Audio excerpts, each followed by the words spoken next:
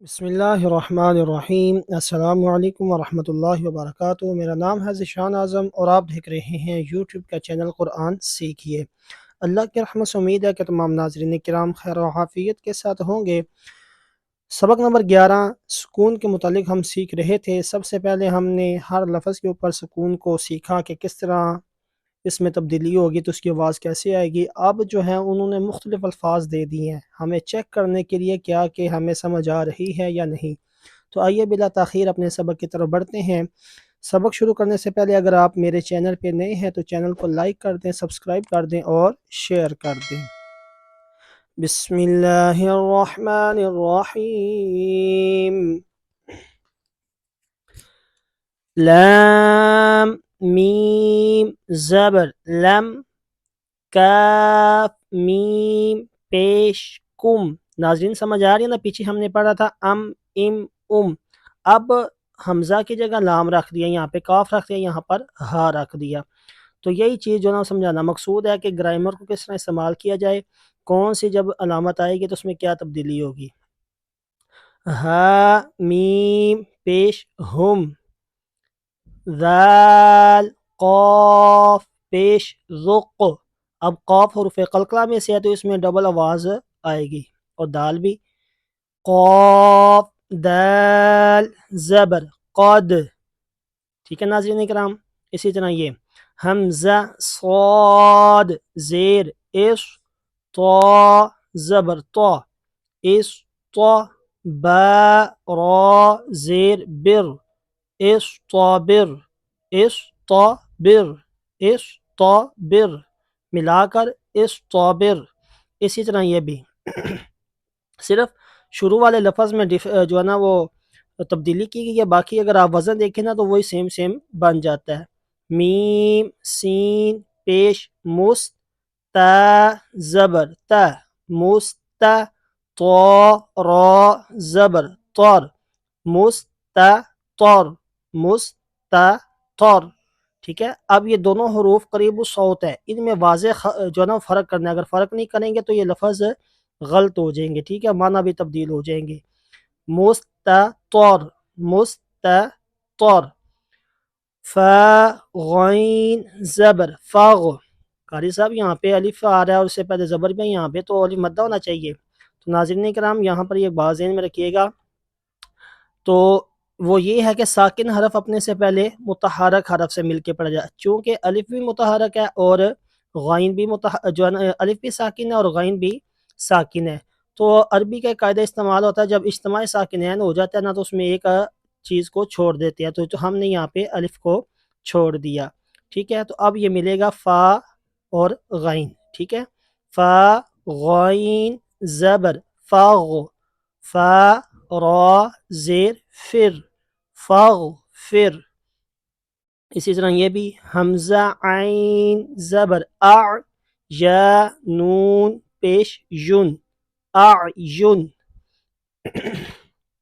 حمزہ عین زبر اع، نون الف زبر نا اعنا، با دو زبر بن اعنابا۔ زا جیم زبر زج، را زبر را زج را، تا دو پیش تن زج راتن زج راتن زج سمجھ آ رہی ہے؟ جیم حروف قلقلہ میں سے ہے، زج راتن، ٹھیک ہے۔ اسی طرح آگے نون طا پیش نط، فا زبر فا نط فا، تا دو زیر تن نط فاتن نط فاتن، ملا کر نط فاتن۔ اسی طرح یہ بھی میم دال پیش مد، ہا زیر ہی مد ہی، نون واو پیش نو مد ہی نو، نون زبر نا مد ہی نون۔ حمزہ با زبر اب، واو الف زبر وا اب وا، با دو زبر بن اب وابن۔ اب یہاں پر الف کو کیوں نہیں پڑھا؟ کیونکہ ہم نے قاعدہ پڑھا تھا کہ دو زبر کی تنوین کے بعد کہیں الف اور کہیں یا لکھا جاتا ہے، جوڑ کرتے وقت اس کا نام نہیں لیں گے، ٹھیک ہے۔ ف زبر فف، را قاف پیش رق، فف رق، فف رق ملا کر فف رق، یا قاف پیش یق، را ضاد زیر رد، یق رد، یق رد، ٹھیک ہے۔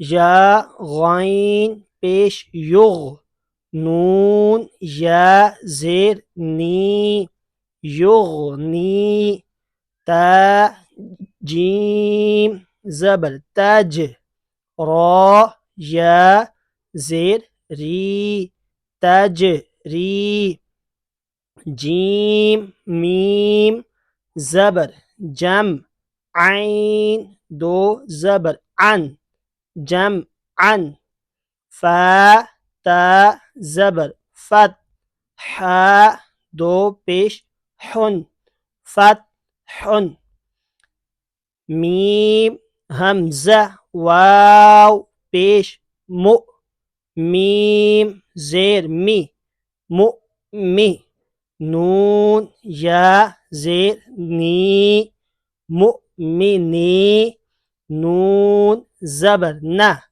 مؤمنین، حمزہ ساکنہ خاص خیال، حمزہ ساکنہ کو ہمیشہ جھٹکا دے کر پڑھتے ہیں، ٹھیک ہے۔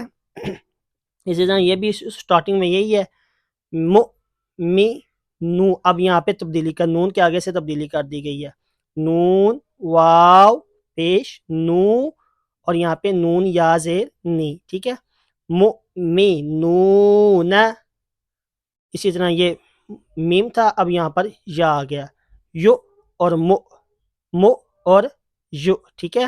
مؤ کیا، اب یہاں پہ کیا کریں گے؟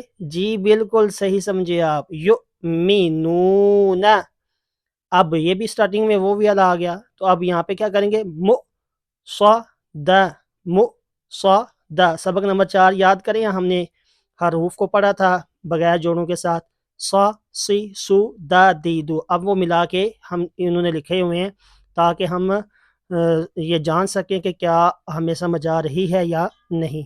مؤصد تا دو پیش تن، مؤصدتن، حمزہ قاف زیر اق، را حمزہ زبر را، اقرا، یہاں پر الف کا ایک قاعدہ ذہن نشین کر لیں، سبق نمبر 3 کے اندر ہم نے یہ جانا تھا کہ الف کے اوپر کوئی حرکت یا جزم آ جائے تو اسے حمزہ پڑھیں گے۔